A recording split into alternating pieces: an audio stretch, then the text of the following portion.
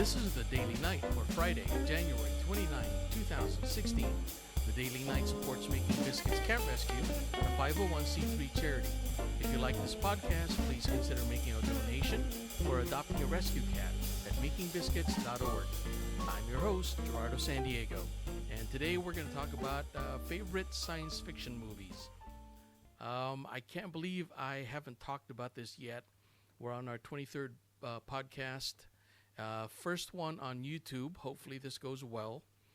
And I'm thinking, how do you define what is a great science fiction movie?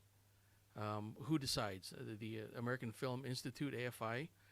So the way I figured, I chose these science fiction movies because they are unique to each other.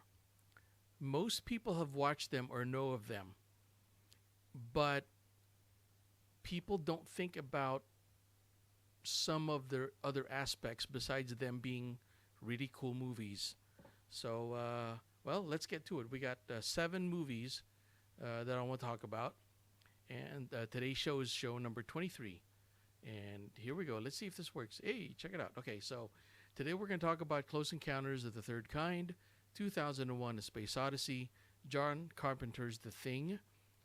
Now, you might be thinking, wait, that's a horror movie. Well, when you think about it, there's a whole lot of science fiction in there. It's about labs and alien mutation, and it's based on Earth science, but with an alien coming down to Earth. So, John Carpenter's The Thing. It's also a good change of pace from the other movies. And of course, the classic Blade Runner, Star Trek The Wrath of Khan, Alien, Ridley Scott's Alien, the original, and the original Star Wars, A New Hope. So let's see, those are 7 movies. Let's get to the first one.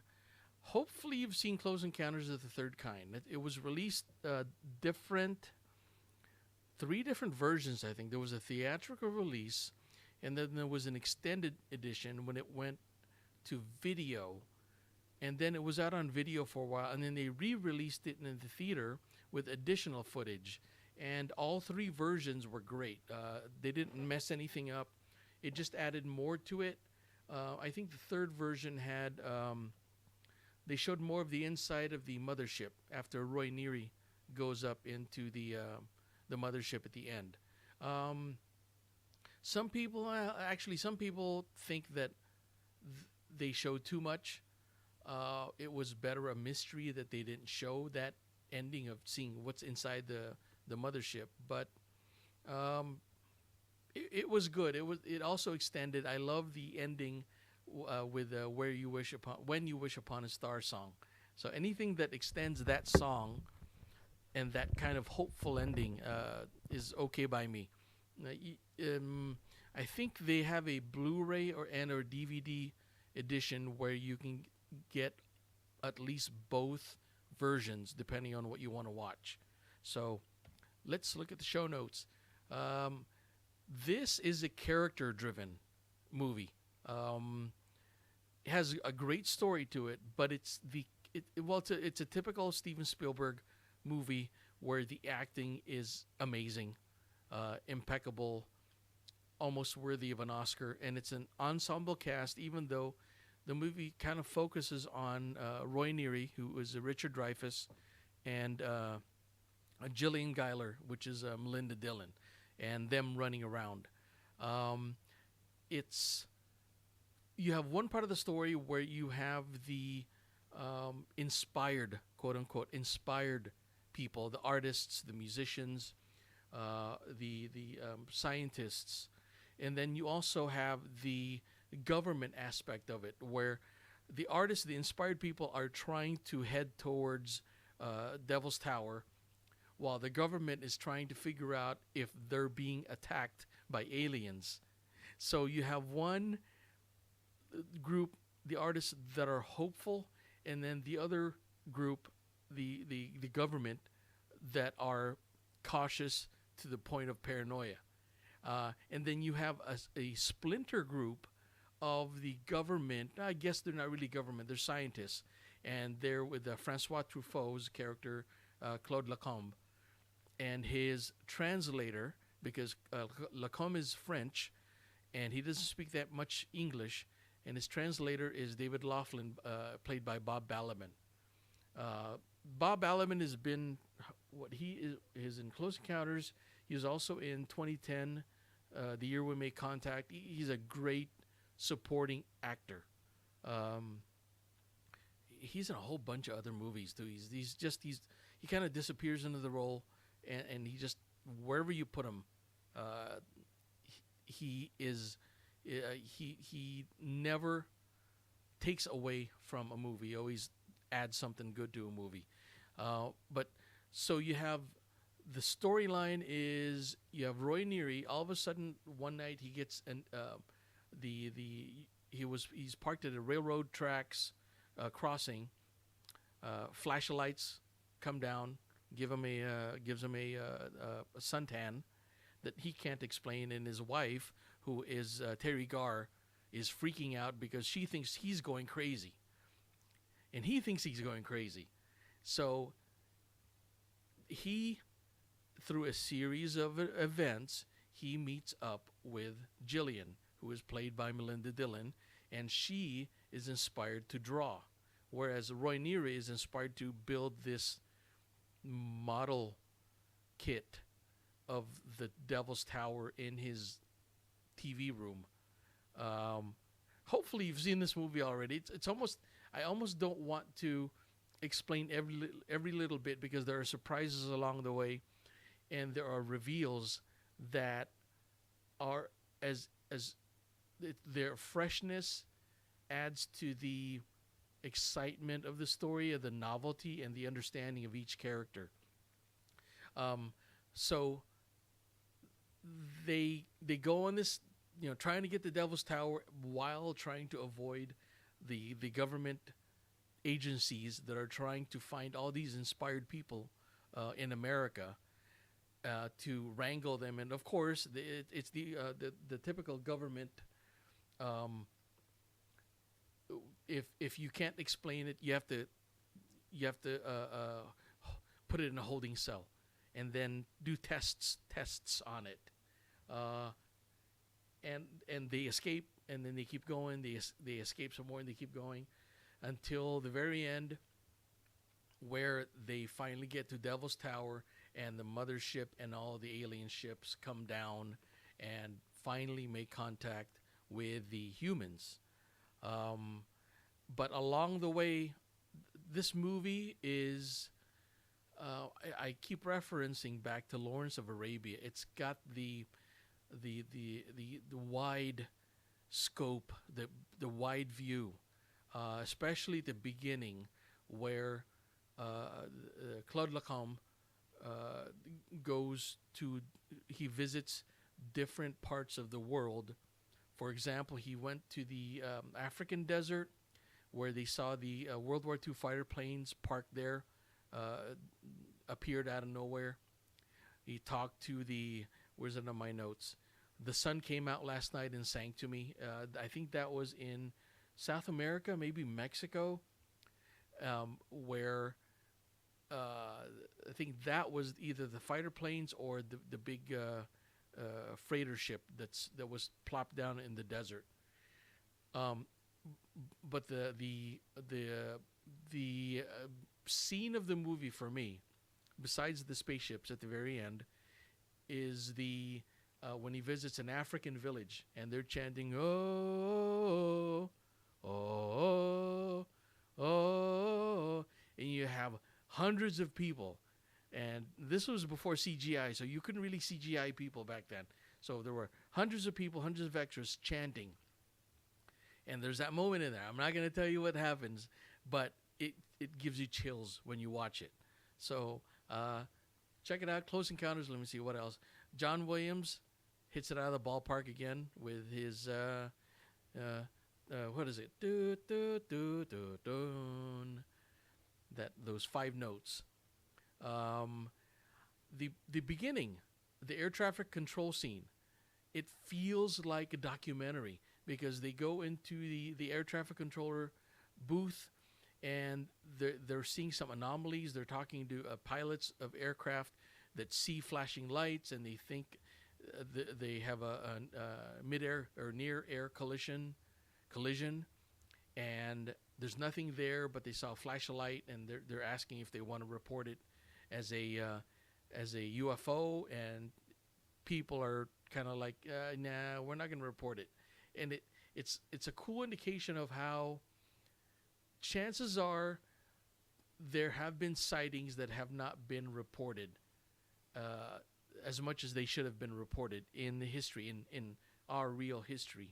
So it's a cool little scene, and it also gives ground. It gives us a good base to begin the story, where it's not all fantasy and spaceships and aliens. You have real people working in a real a job, just trying to organize air traffic. Kind of a boring, mundane job, and all of a sudden they get into a fantastic scenario, and it just escalates from that point on. I love the taking of everyday objects. That Spielberg is so amazing the way he does this. He takes regular everyday objects and he introduces it into a fantastic atmosphere, to where you have what's his name, the little boy, Carrie Guffey's Barry. You have his little Tinker toys and his xylophone, and just all his toys that are they're scattered all over the house. And then they show, when the aliens come down the first time, they show the refrigerator, and then they show a phonograph. Everyday objects doing fantastic things, and it allows us to have one foot into the fantastic, into the fiction, while keeping one foot into our reality. And it's a good transition. I think jumping off too early into the fantastic, we're not invested in it yet. It's nice when we get a gradual introduction to it. So many other scenes in this movie. As I'm talking, I'm thinking about the helicopter scenes, the signs that people make. What is it, like? We are friends, or come get me. I gotta go watch it again.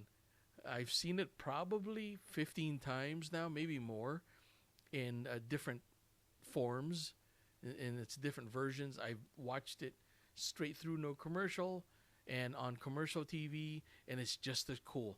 I think that's one of the movies where it feels grounded. That's the word I was looking for earlier. You feel grounded to the point where even if they go into commercial, it's not like a shock to your system. It's not like you're watching Guardians of the Galaxy and you're transported in this other world, and then like the TBS network goes into the commercial, and all of a sudden, whoa, okay, I got to jump back into reality. Let me go to the bathroom and go get a glass of water or something. Come back to it. No, Close Encounters. You're here on Earth the whole movie, and then fantastic things happen, and the ending. You're gonna cry. If you haven't seen it yet, you're probably gonna cry.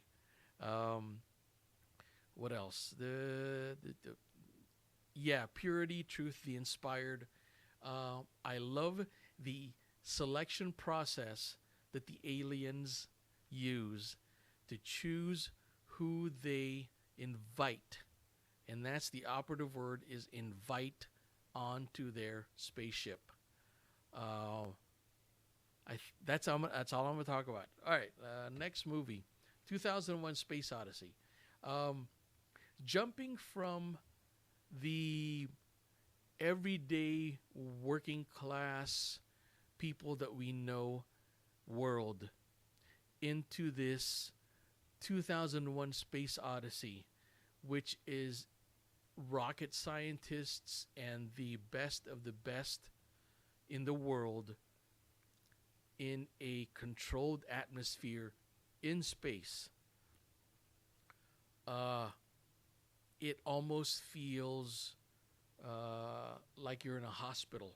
Like it's very what's the word? Sterile environment to where you know that this is not what we're used to, and I love that because it's enclosed and it makes you focus more exactly on what's happening. This was Stanley Kubrick directed this movie, and many of his movies feel the same way. It's stark. There's a good descriptive word for it. Many of his movies are stark. Even the horror movie The Shining, it isn't just monsters popping out. A lot of the times it's absolute quiet, and then you get introduced slowly into the creepiness part. So 2001 Space Odyssey, it has, I would say, 3 parts. I actually read the book back in high school. Book was, well, most science fiction books, especially the classics, when you're in high school, the last thing you want to read is an actual science fiction book. At least the way I see it, I would rather read adventure books, or science fiction action. 2001 is it's about as pure a science fiction movie as you can get, to the point where it's like laboratory, almost boring. But the more you watch it, the more you understand what they're talking about, the more familiar you get with the technical aspects, what they're talking about, and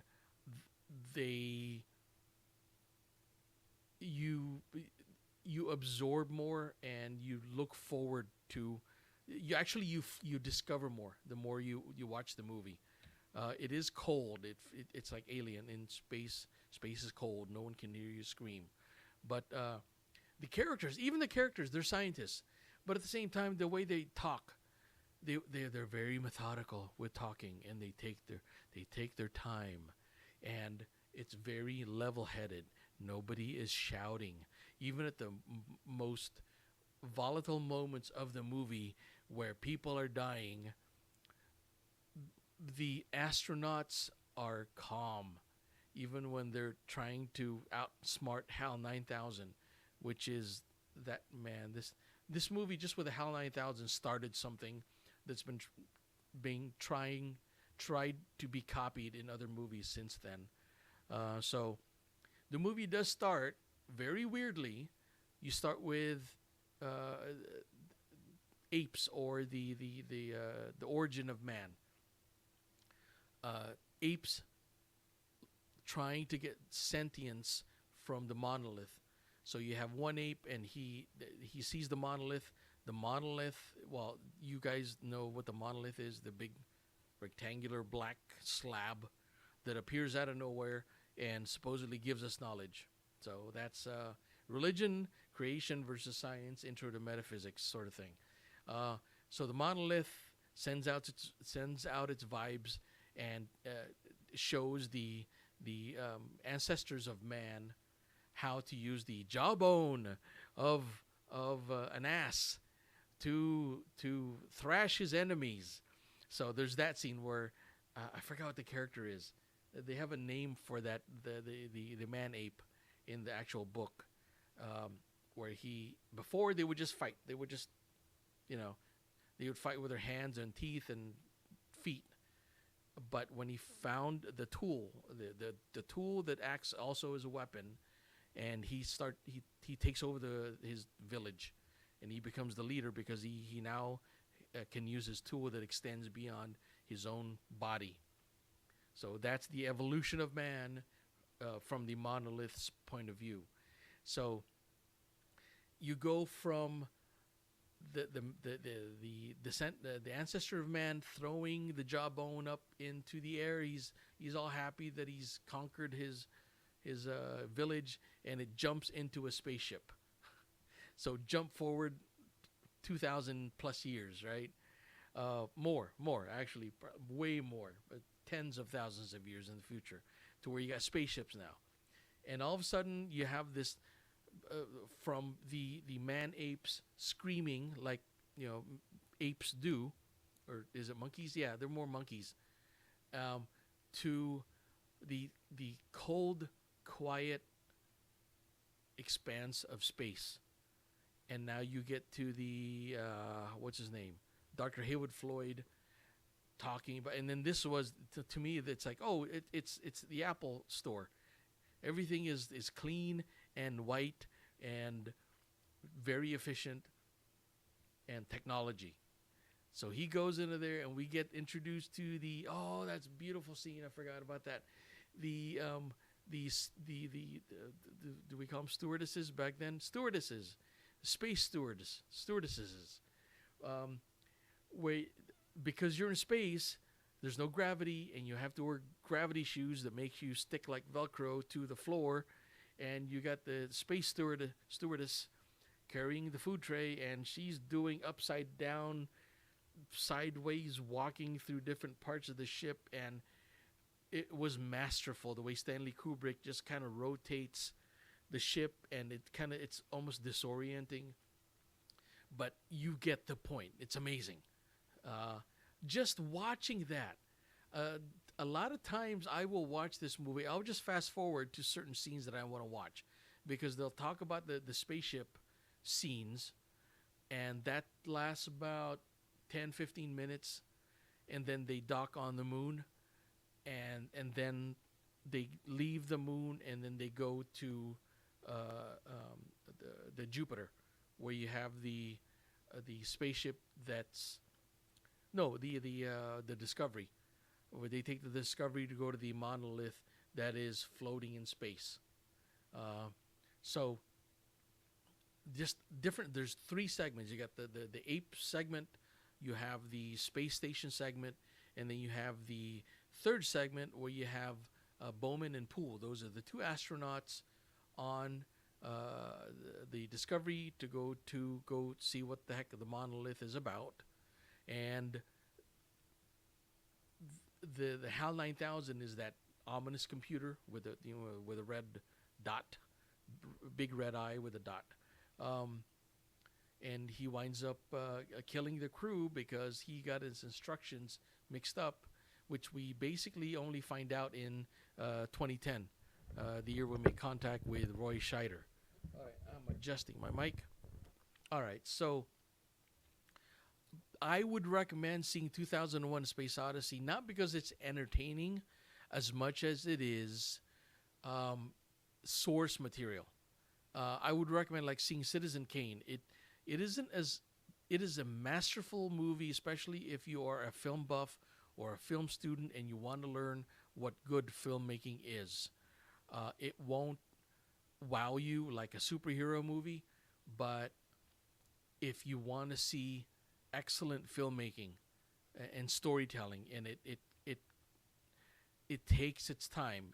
Now keep in mind, this was made in the late 60s, 2001: Space Odyssey, so it'll take its time. It's it's way more than 2 hours long. I think it's 2.5 hours long. So let's see. Matter of fact, technology. I love the way they don't get amazed by the technology that they are using. It's just, I'm just going to do a video conference with my family back on Earth. I'm above I'm orbiting the Earth. Now keep in mind, this is late 60s. They barely landed on the moon by that time, and they're Kubrick makes this movie. I love also how they keep it real, where they go on the shuttlecraft to go to the moon.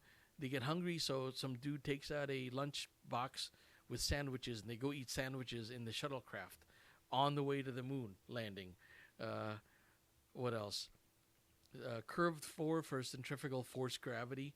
Since that movie came out, every other movie that wants to create a gravity, so you got to spin the spaceship to create centrifugal force, so you can have your artificial gravity going on. What is Hal's motivation? I'm still foggy about that. I've seen this movie probably 5, 6, 7 times now. There's some explanation to it, but from what I've read and heard, it's up to each individual to interpret the movie the way they want to interpret it. So, uh, and then the whole thing at the end, the kaleidoscope traveling through space with the lights going through, that's just like a drug trip. I think first time I saw this movie, I think I was like 12 years old, and I'm going, it's like, what's going on? I think I saw it with my parents. I was like, what's going on, Mom, Dad? What's going on? So, all right, next, John Carpenter's The Thing, a horror movie in the most fun sense, introducing science to it also. Uh, First, I want to jump to the highly recommended. Go get the DVD or figure out a way to watch the making of documentary of this movie, because it explains a whole lot, including this thing, including this graphic, and how they were literally making this movie on a day-to-day basis. It was almost like hacked together, and it just came together so perfectly. And John Carpenter, just with his limited resources and weird, borderline brutal conditions, because they were dealing with chemicals in the studio trying to do the alien effects, and they would nearly burn down a part of the studio. And how they survived this whole thing.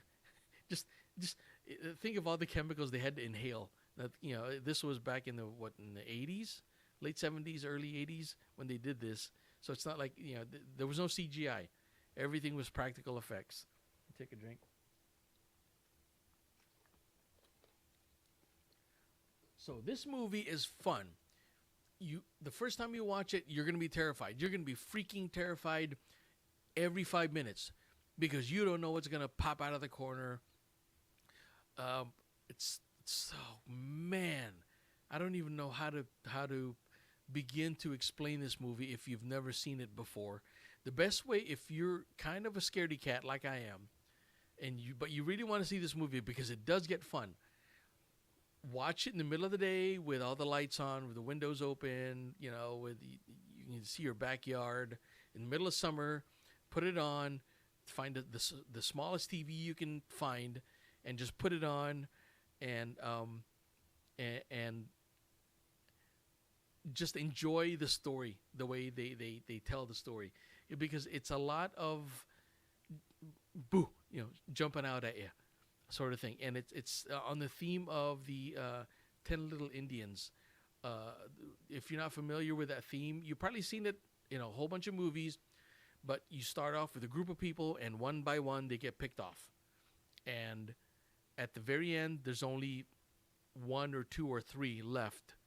And they have to figure out who is killing everybody. So it was made popular. Alfred Hitchcock's Lifeboat kind of did that, where you got how many people? Like 8, 9 people stranded on a lifeboat. One by one, they get picked off. And they're trying to figure out who is the actual bad guy.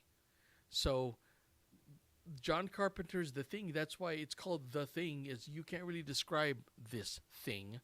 It doesn't really have a shape, because it's an alien that takes the form of its host, which before it took over the host as a human, it took over a dog. And the dog gets into the camp where the main guys are, Kurt Russell and these guys, and it spreads like a virus. I'm not sure if this movie came out right when the AIDS epidemic started to take over the news. I think it did, and I think they talked about in the commentary, where it is an analogy to a virus on Earth. It's a metaphor. Metaphor, analogy, okay, one of those. So it's the first part is kind of quiet, almost boring, because these guys are stuck and it's all guys.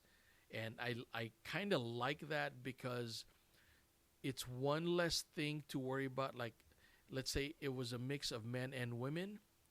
Um, you would have to show the movie from a woman's point of view as well as a man's point of view, or even a child. Um, or let's say there's relationships, there are families there. So you'd have to introduce the whole family dynamic and how it relates to this monster taking over the camp. This thing, it's almost like a Predator. That's another good movie where it's all guys. And they go hunt the monster. This one, it's a whole bunch of guys. They don't know what's going on because they don't even know where the monster's coming from. So, and then when they figure out where the monster's coming from, they start getting paranoid because they think that the guy next to them is the monster and he's going to transform. So the different tests that they do blood tests, heating up a coil of wire and then touching it to the blood, a blood sample of each of the members of the crew to determine which guy is now the monster. Beautiful. It's beautiful. And then it's gory, but it's almost borderline campy gory. The way they show the who is his name, Charles Hallahan, the big guy, Norris, where the reveal of him being the monster is the most unforgettable scene in the movie, and one that people will talk about. If you talk to anybody who's ever seen The Thing, ask them about that scene with Norris. Just tell them what the paddles, the paddle scene. So if you haven't seen the movie yet, go see it. Watch the making of documentary, and you will get an even further appreciation of these guys. They tried to remake The Thing, a newer version, and with Mary Elizabeth Winstead as the protagonist, as the Kurt Russell character. And it just, I think it's one of those movies you don't need to remake it. Actually, John Carpenter's The Thing, that came out in the 80s, is a remake of an older The Thing movie from the 50s. James Arness was The Thing, and he was more like a Frankenstein monster alien thing, where he has the same shape. So when John Carpenter remade this, he said, the alien is going to take a whole bunch of shapes. Get ready, the practical effects alien crew. Start making your molds. What else? Mini social commentary. It's not in your face, but it talks about natural adaptation and extinction. Like, are we humans really that good at adapting and staying away from extinction when you have this alien monster who can take any shape and form, was stuck in the ice for 10,000 years, and was still able to revive itself when it got defrosted? It questions you. It's like, who is going to be the dominant species if this thing ever happens on our Earth in reality? Would we be able to survive it? So, and that one beautiful line, you see it on the screen right here. You've gotta be effing kidding, and he didn't say effing. So go watch John Carpenter's The Thing. I've seen all these movies multiple times, and that's why I'm talking about them right now. I can literally talk about them without looking at the notes. I just want to make sure I don't skip any bullet points. So, Blade Runner. Blade Runner was a very controversial film. I saw it when I was 83. I was 17, and I was still trying to figure out how smart I was. And the weird part is Blade Runner came out right, 1982 it came out, because Harrison Ford starred in Star Wars in 1977, and then Empire Strikes Back in 1980, and then he did Raiders of the Lost Ark, I think, in 81, and then he goes and does Blade Runner in '82. I'm pretty sure it's right around that time, right before he goes back and does Return of the Jedi. So Harrison Ford was the one of the top 5 stars during that time. He's doing these blockbuster movies, romantic movies, Force 10 from Navarone, and all of a sudden you see him with his short cropped hair, and he's Rick Deckard. And all of a sudden, this movie, you think Blade Runner. Oh, okay, it's another science fiction movie. It's gonna be just like Star Wars or like action, just like Raiders of the Lost Ark. And it's not.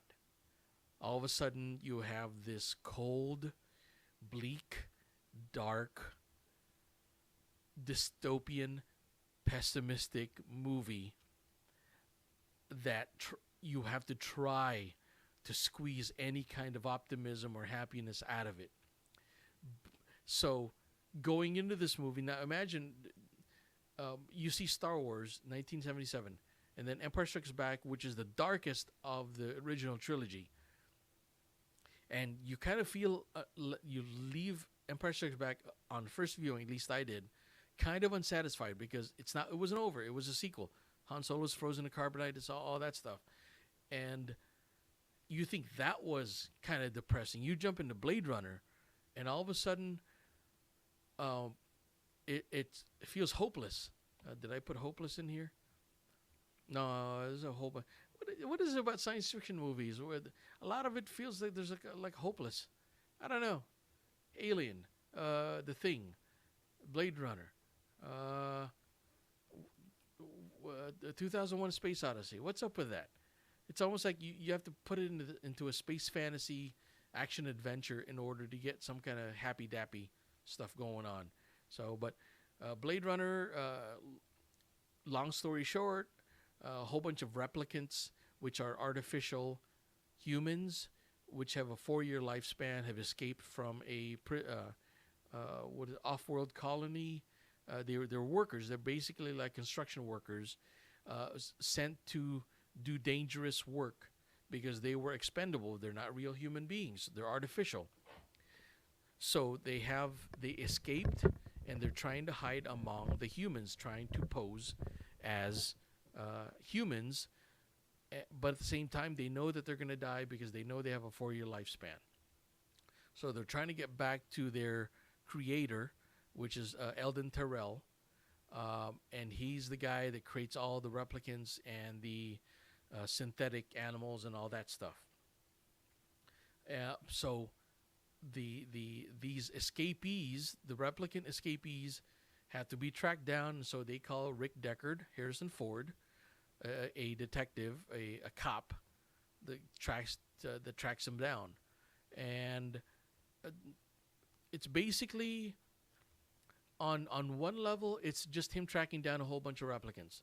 On another level, it's him discovering what it is to be human, because there's a nice, I'm going to use that word again, juxtaposition, where the human is acting more like a replicant, and the replicant is acting more like a human.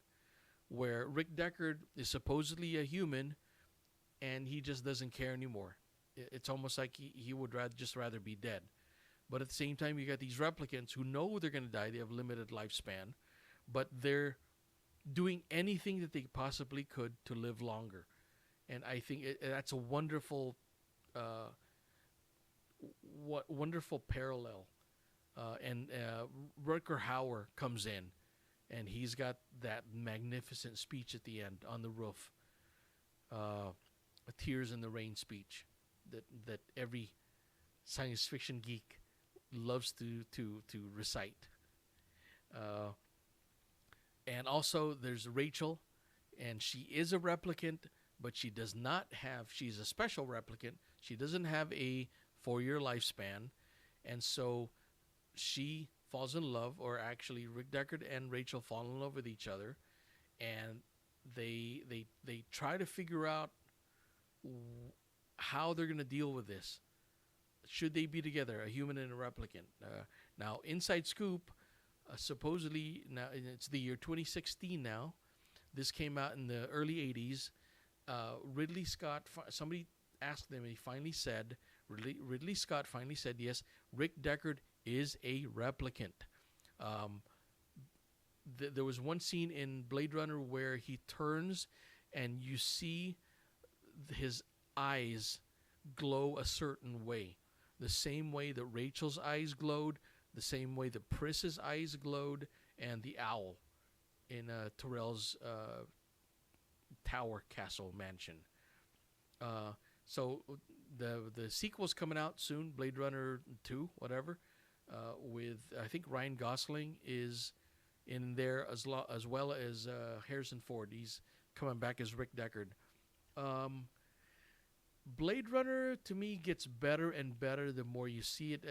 Pretty much just like any of these other movies that I'm going to talk about, because there's so much detail in it. There's the first time I watched Blade Runner, I go, oh, that looks depressing. And then probably the fifth time, or as I got older, 10 years later, I saw it again. I go, wow, that's totally what's happening to Los Angeles. The Chinese and English hybrid language. It's almost like Ridley Scott predicted it. Actually, maybe Philip K. Dick, who wrote the original book, Do Androids Dream of Electric Sheep, did he predict this future? He's actually predicted a whole bunch of stuff in his other books. And it's eerie how the questions that were posed in Blade Runner back in the early 80s, we are now starting to face. Cloning is starting to happen now. What are the moral ramifications of cloning? What are we going to have to deal with morally and on a legal system wise? And we cannot avoid it, because it's not going to stop. Science is going to keep developing things that will tread the line between what is right and wrong. And they introduced these concepts in Blade Runner, the Voight-Kampff test. How do you tell a replicant from real human beings based on their empathy? How do they feel about animals being tortured or hurt, as opposed to a replicant that doesn't have those feelings programmed into them? And that's how you can tell a replicant from a human, because if you talk about a turtle being tortured in the middle of the desert out in the sun, a replicant isn't going to respond to it properly like a human. So, the rich escape off-world, the poor stay on Earth. That theme has been repeated. They talk about that in Elysium with Matt Damon, where even Arthur C. Clarke, I think, he talks about. Actually, the old Bible quote is, "And the meek shall inherit the earth." And then I think Arthur C. Clarke added a line to it, where the Bible says, "The meek shall inherit the earth," and Arthur C. Clarke says, "The rest will go to space." So, do the rich go to space, or if you can't afford a spaceship or a 5-star hotel on a spinning space station, are you stuck in the ghettos of good old Earth? On another level, back to Blade Runner, on another level, it's just a detective story. The way he uses his tools, I think it's called the Esper system, where you take a photograph. It looks like a normal Polaroid, flat photograph. He sticks it into this machine, and all of a sudden he can almost see around corners and go microscopically into a photograph, to where there's more data in that photograph than what you see at face value. And what an amazing invention it is for the movies back then, to where we are starting to have that right now with our photography and technology merging, to where I forgot what the camera's called, but it takes multiple exposures to where you can see, you if you take one click and actually took multiple, what, a 2 dozen or more exposures at different focal lengths, so that you can actually get more detail depending on what you want to look at within that one digital file. That was done in Blade Runner even before the technology was available. Organ growing organs to replace to replace faulty body parts. They talk about Chu, the scientist that created the eyes of the replicants. I make your eyes. You Blade Runner. No, what did he say? No, yeah, you Nexus 6. I make your eyes. That's Chu, played by James Hong. Everybody knows James Hong. He's one of the voices in the Kung Fu Panda movies. Kung Fu Panda's coming. Kung Fu Panda 3 is coming out soon. So, what else? What else? The Methuselah syndrome. All these ideas.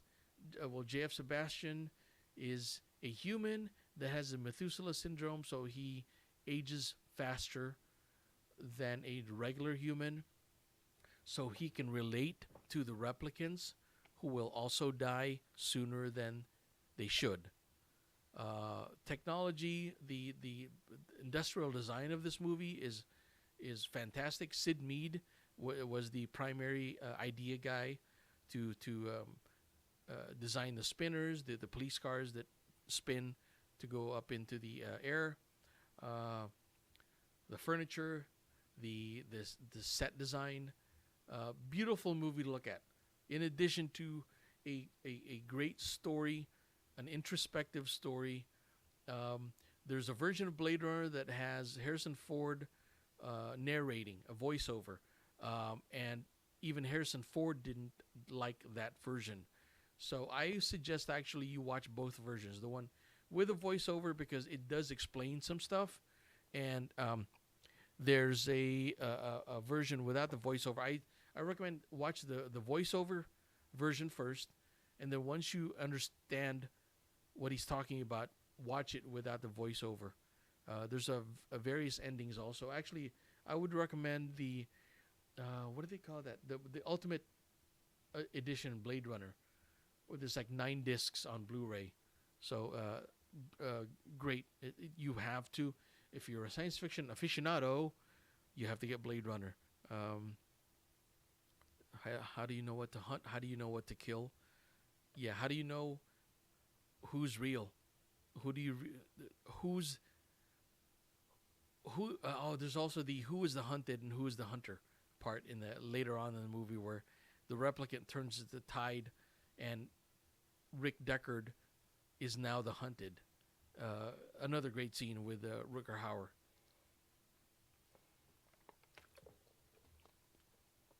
All right, more real than real. Next movie, Star Trek: The Wrath of Khan, the best Star Trek film in my opinion. It is, I think it's about 2 hours, 10 minutes. It's very short for as much story that it packs. That's Ricardo Montalban right there. I'm pointing to the screen like you can see me. There's Ricardo Montalban right there, or right there. And his crew of... this is SETI Alpha 5. No, SETI Alpha... Yeah. This is SETI Alpha 5. So SETI Alpha 6 exploded and changed all the climate and ruined everything. So, Khan, I hope most people know about this movie. Ricardo Montalban, his Khan character was introduced back in the original Star Trek, the original series back in the late 60s. And that episode ended where he and his crew, he and his team, family, and they're basically super soldiers. They were bred. Oh, you know what? Wow, talk about a transition. Blade Runner, you got the replicants. They're stronger than humans. They were bred to be workers and fighters. Wrath of Khan, you got Khan's people were artificially bred to be super soldiers. Super soldier, just like Captain America. But so Khan and his These guys, they're all stronger, faster, more resilient than a regular human being. And so what do humans usually do is something they can't control. They send them off to another place, a separate prison type thing. And in the Wrath of Khan, Khan comes back. And the crew of the Enterprise doesn't realize that they are on SETI Alpha 5. And that's when trouble ensues. What can I say about this movie that people don't already know? It is a great action movie. It is a great Star Trek movie that effectively represents Star Trek in its purest form. The whole original Star Trek crew is there. They even introduced the Kobayashi Maru test that everybody talks about now, the no-win scenario test. They deal with life, the creation of life with the Genesis project, and is it right to do a Genesis project? Are we supposed to create life out of nothing? They kind of go into it a little bit, but not as much. And using a life-giving tool as a weapon to destroy life. It's also, in addition to it's an action movie, it is a good guy, bad guy movie, but there's also a further examination of the relationship between Kirk and Spock as friends, as colleagues, as two guys who are getting older. And how do you hang on to your youth? Are you supposed to hang on to your youth? Because one of the icons of this movie are the reading glasses that, is it Bones, gives to Kirk as a birthday present. Because Kirk can't get eye surgery even in the 3 or 4 centuries into the future, because his eyes don't qualify to get that kind of surgery, to corrective surgery for his eyes, so he has to wear old-fashioned glasses. And the iconic, the symbolism of Kirk's glasses, reading glasses in this movie, and how it's introduced in the movie at the beginning, and how it is revisited at the end of the movie. Beautiful, after everything has been said and done. The famous "I have been and shall always be your friend" that makes everybody verklempt. The amazing speech that Kirk gives on behalf of Spock. Spoiler alert: Spock dies, saving the needs of the many outweigh the needs of the few or the one. And how they play Amazing Grace on the bagpipe in a movie set in 300 or 400 years into the future, and how that still feels appropriate at that moment. And overall, this movie, I watched it again recently. There is not one moment wasted. Basically, from the very beginning until the very end of this movie, there's not one like a filler segment. Everything had a purpose, from exploring Kirk and Spock's relationship to introducing Lieutenant Saavik, Kirstie Alley's character, as the ingenue who thinks she knows everything, to using her as the observer of the Kobayashi Maru test, and why it can be overcome. It just depends on how you play the game. Should you play by the rules? Should you not play by the rules? Are there rules to begin with? Uh, are are there any rules that cannot be broken, or that are made never to be broken? Um, and also introducing the whole Sun Tzu's Art of War, where it's you win a battle or a war through deception, by aggravating your enemy, um, pretending that you are stronger or weaker than your enemy thinks you are. There's another level of that. There's that war level of the Wrath of Khan, the pure military strategy part. And then there's that scientific part where you got Carol, the scientist who helped create the Genesis project. Another great quote from the movie, can I cook or can't I? Her part in this whole thing. And so every main character has a purpose to push the story forward and introduce new concepts to us. And to me, this is the Empire Strikes Back of the Star Trek films. It's solid. The ending is not a happy dappy ending. There are other Star Trek movies where the ending is more bright and gleeful and all that stuff, but this is just solid. This feels like a working man's movie. Like you're not gonna get gypped if you watch The Wrath of Khan. I was lucky enough to be old enough. I don't know if that's a good thing or a bad thing, to see it in the movie theater fresh, because when it came out, we had just watched the Star Trek, the motion picture, the first official Star Trek movie, and it was kind of boring, and it was kind of long, and it kind of didn't make sense, and they kind of didn't really talk about the original crew of the Enterprise, so we felt kind of gypped. And then they come out 2 or 3 years later with the Wrath of Khan, and all of a sudden everybody's back and all things are well. The uniforms look better. They didn't look like pajamas like in the Star Trek the motion picture. We didn't have Princess Kambata and V'ger to have to worry about, and Spock in a rocket suit, just traveling for thousands of miles and not getting anywhere that we care about.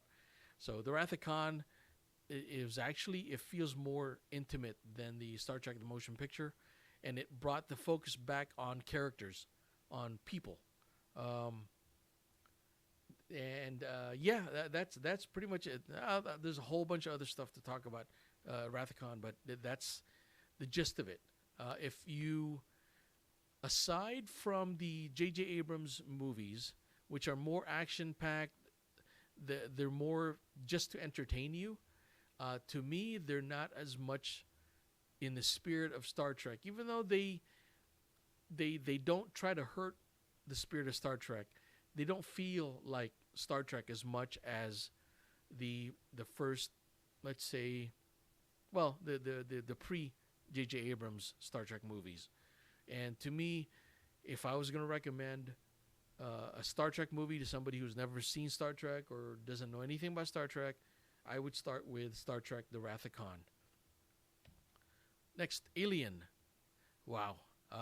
What to say about this movie? Just like The Thing, if you're kind of a scaredy cat and don't like things jumping out of the darkness, watch this in the middle of the day with the windows open, the lights on a small TV. It starts off innocently enough where you have the crew, you see them right here. They're sort of space miners. They're blue collar workers on a spaceship. They know how to pilot a spaceship, and they know the intricacies of a spaceship, and it seems like it's set in a world, in an Earth. It's actually, I think it's set in a future Earth, to where we take space travel for granted. It's no big deal. And the corporations, as usual, are mining off-world. Instead of finding oil in the Earth's oceans, they're finding uridium or something idiom in a planet's far away. So the alien crew gets sent to these different parts of the universe, and one of their missions is to go on this planet, survey it, see if there are any minerals that they can look for, and their mission gets changed to become a salvage mission. It's kind of foggy in terms of the instructions that they get, and they also complain about that in the movie. And they wind up following instructions. They're going to go search. It looks like there's life forms or something, and they go get plopped down into this vast field, underground field of a whole bunch of eggs, for lack of a better word. They look like eggs, and they turned out to be eggs, and that's where all the trouble starts. So, one of their crew gets attacked by one of the official facehugger, and they bring him back on the ship, thinking, oh, it's just a facehugger. We'll quarantine. Who was it? It was Kane, John Hurt. We're going to quarantine Kane until we can figure out how to take this thing off his face safely without killing him. So they couldn't figure it out, and the thing popped off his face on its own and died. Little did they know that it left an egg inside Kane's chest. And during this scene, the eating scene of all things, that's when the bad things start to happen. I'm not going to tell you what it is. You probably know already because they've shown it on TV over and over again. I don't know how they show it on TV because it's really bloody. But the spaghetti scene. So the movie starts off kind of slow, but it has to, because it has to show you how boring and mundane their life was on this ship. They're doing it strictly for the money, not for any adventure, not to improve themselves as human beings. They're doing it to go get work done, to go from point A to point B, pick up stuff at point B, and go back to point A. For Weyland-Yutani, the corporation. And let's see, claustrophobic feels like space, hopelessness. God, it seems like science fiction movies that portray space properly, they have to have that claustrophobic feels like space, hopelessness, cold feel to it. I don't know if we're ever going to get around or past that, or if we should, because I guess that is the aspect of space that makes space. So, what else? Is the mission scientific or more economically motivated? And if you've seen Aliens, the sequel, it explains more. Yes, it's economically motivated, and it's all for the money for corporations. Similar to Jaws, Steven Spielberg's Jaws, the less you see of the monster, the better. Because just like Jaws, if you don't see the monster, it forces the storyteller, which is the director and the actors and the screenwriter, to create as interesting a story that outside of the monster as is possible. So if you don't have the luxury of all the special effects in the world, or you just decide, you know what, we're going to show the monster piecemeal in small bits, and because we are confident enough with our story to tell a good story. We think we have a great story. We think we have a great script. We have great dialogue. We have a great chemistry between among the actors. We're gonna go with it, and then we're gonna pop you in toward the end of the movie with the alien, and you're not gonna know what hit you, because Alien is a great movie. Not just visually, but on a storytelling, a linear storytelling. It is very linear. It goes from point one to point two, point three. There aren't any parallels. Like while this guy is doing something here, this other guy's doing something here, and the alien's over here. No, it's like stuff happens. Everybody's in the room, and then well, there's a couple of parts where the alien gets somebody else in another part of the ship, but that doesn't happen too often in the movie. Maybe I think it happens once or twice, but you're focused on Ripley's point of view, especially as the characters get picked off one by one. Again, the 10 Little Indians scenario, where it starts off, there's 7 of them, and one by one they get picked off. Oh, who is it? Ash, who turns out to be a robot. Magnificent. Ian Holm, the actor, is a Shakespearean actor. He played, what's his name? It was in Henry V with Kenneth Branagh, and he played his uncle. I think it was not Uncle Exeter, but great actor. All these guys are great actors.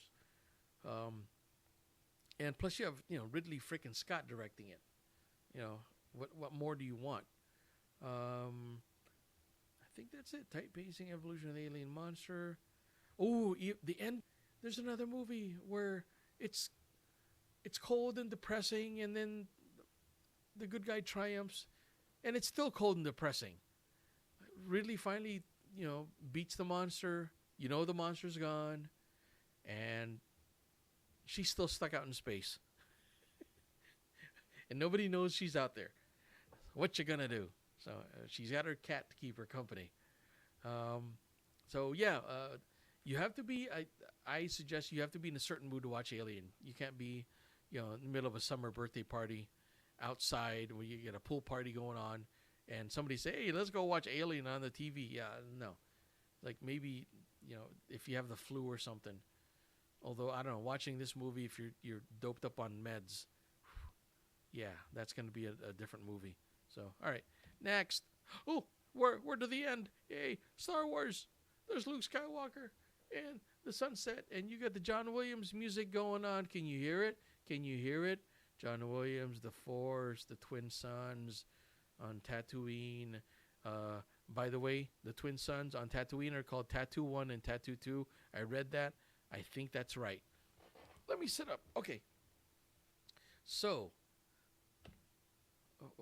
what do you say about Star Wars that hasn't been said in hundreds of podcasts? And I'm gonna do it again. Everybody knows the story. I'm not even gonna talk about the storyline. I'm gonna talk about specific things that kind of come to mind. It's more. I included it in a science fiction show, even though I know it's more science fantasy, space fantasy, swashbuckling cowboy movie. It's a cowboy space opera.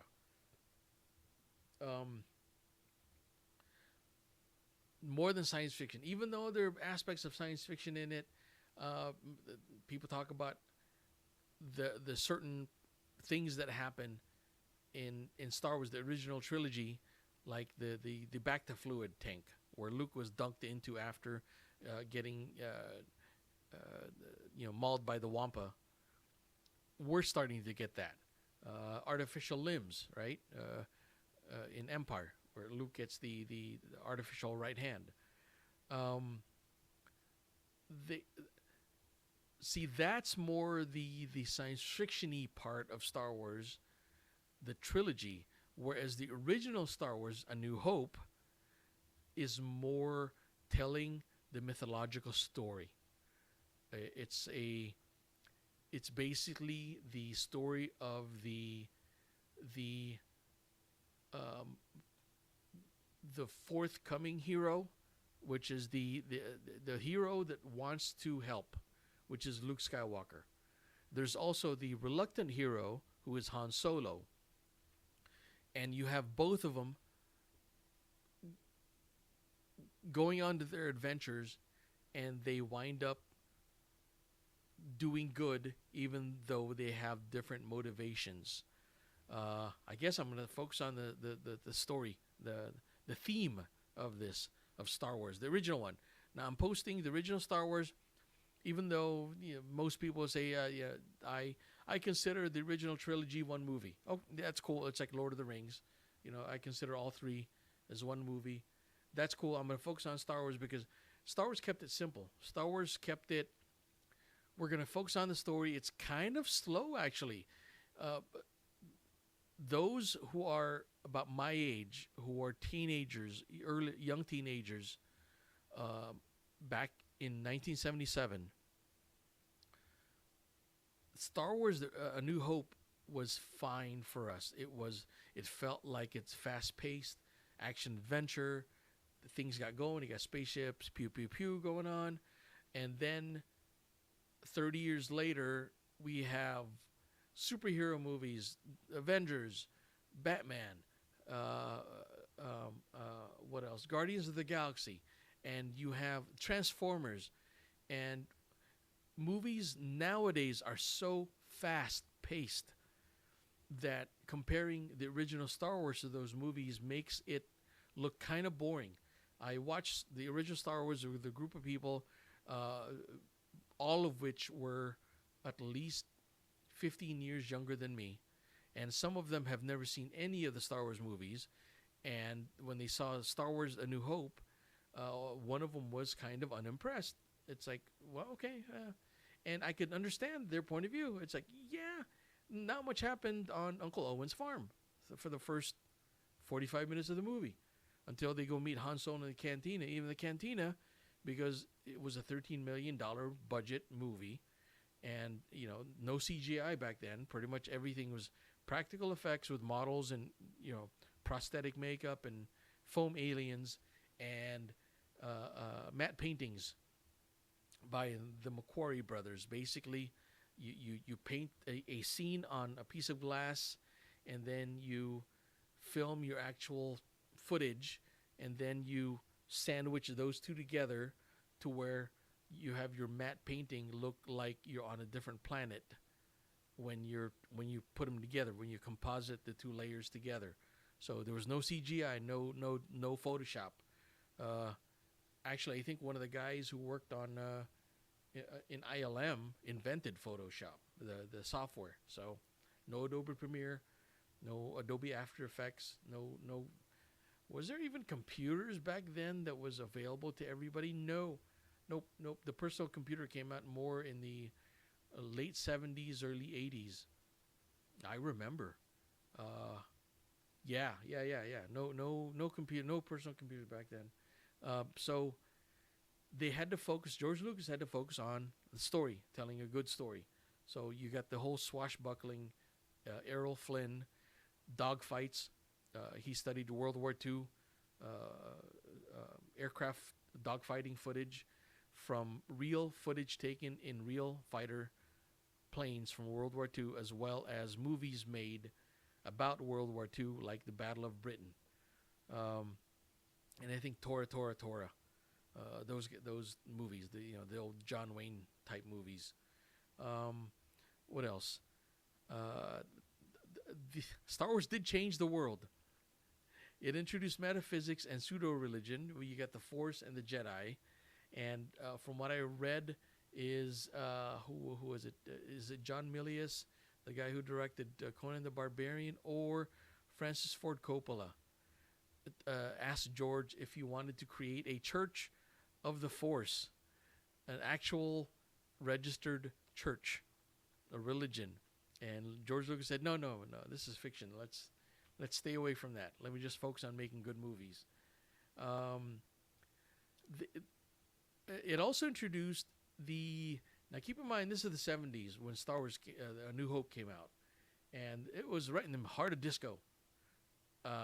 Synthesizers and big hair and disco. So many, if not most, if not almost all, the space movies that came out during that time, from 1970 to even early 80s, had some kind of disco-y music going on, or they it was almost as if it was a trendy space, so that when you watch it now, you can totally tell it was from the 70s. Star Wars went the other direction, and it's all classical sounding music, of course, by John Williams. So classical music has been around for hundreds of years, uh, right around the Renaissance, about 1500s.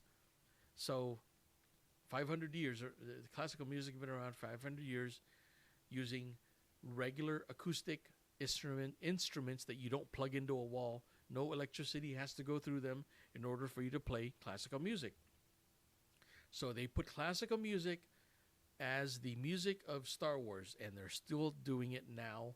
And there are no words except for the funky stuff that went on in Return of the Jedi with Lapti Nek and the Yub Nub song. But we're not going to talk about that. So the classical music, now it's timeless. We don't know when Star Wars really came out. You can't really time it. You can't really peg it in terms of, oh, it was in the 70s. 'Cause if you look at other 70s movies, they look like they were in the 70s. Detective movies, comedies, cop movies, action movies. If they were filmed in the 70s, you can tell that they were filmed in the 70s. Star Wars, except for the kind of their long hairdo, even the language in Star Wars didn't reflect the language of the 70s. A big reason for that is George Lucas, or the George Lucas team, decided to get a lot of the actors are classically trained Shakespearean actors. So you have Alec Guinness, Sir Alec Guinness, Peter Cushing, and James Earl Jones. All three of them have extensive Shakespearean training. They trained with live stage play in the UK, and a lot of the crew, not a lot of the actors, even the extras, even the smaller parts. Wedge is a British actor, classically trained. Even the little bit parts, they were classically trained. It did help that they filmed a lot of the movie at Pinewood Studios in England. So they got British actors to act in Star Wars. Automatically, they were classically trained in British stage. So that classed it up. All of a sudden, Star Wars is this classy movie with classical music, with a timeless theme, using mythological storylines based on Greek, Roman myth, Homer's Odyssey, which you also cannot place. It's just like classical music is 500 plus years old. Homer's Odyssey is 2,000 years old. So you can't really peg it in terms of, you can't put it in a certain slot. So another magical thing with Star Wars. I think Star Wars A New Hope, people are going to see it 20, 30 years from now, and they're not going to know what year it was made.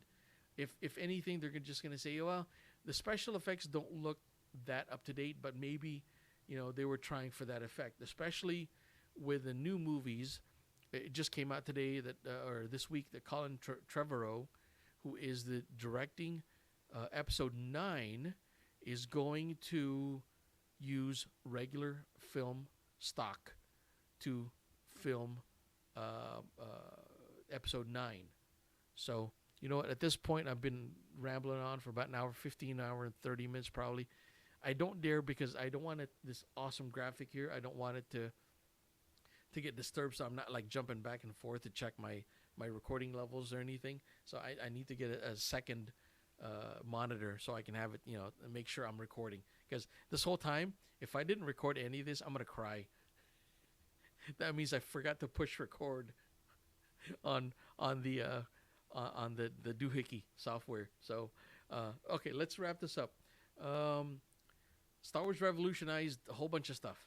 The movie industry, we know that. It created the blockbuster. It created the sequel, the prequel. It created advanced buzz, upcoming movies. It created a need for great movie posters, not just serviceable movie posters that are you can understand, but beautiful looking movie advertising art. So it did that. Toy industry, not even we don't even have to talk about that really. We're starting from Kenner with the action figures to everything else right now. We had Force Friday. We basically Star Wars toys are an event now. That's nuts. So even the music industry, all of a sudden, soundtracks are hitting the top of the charts. Or I mean, they hit the top of the charts when the original trilogy came out. It's not just pop songs or rock songs or what else is popular? Disco music. All of a sudden, you got the theme from Star Wars hitting the Billboard top 25. It changed it. All of a sudden, actually, lately, The Force Awakens came out about a month and a half ago, and it is now, I think it's in the top 10, if not number one, record on the Billboard charts. It's a freaking soundtrack album, So, yeah, I don't have to tell you to go see Star Wars. You've probably seen it multiple times. So I just wanted to round out this science fiction episode. Hopefully everything is going well. I wanted to talk about the green screen here. That's why you can see the transparency going on. It's cool. I'm doing everything by myself. So I'm kind of frazzled right now, and I'm hoping everything went properly. I am recording this simultaneously on videotape, or on videotape. Oh my God, I'm old. On video as well as audio. So I'm actually recording two separate things going on right now. So I'm recording the audio on Audacity and the video on Sparko Cam, affordable software. I'll talk about that more like behind the scenes. I'll take you on a tour of all this stuff, and I even put on a tie. Yeah, and I can actually, I can't believe I lasted this long wearing this stuff. So, okay, until next time, thank you for putting up with me again. I guess this is the inaugural YouTube official first video version of the Daily Night. And it's weekend's coming up. Happy weekend, everybody. I'll see you next time. Until next time, may the force be with you. Thank you.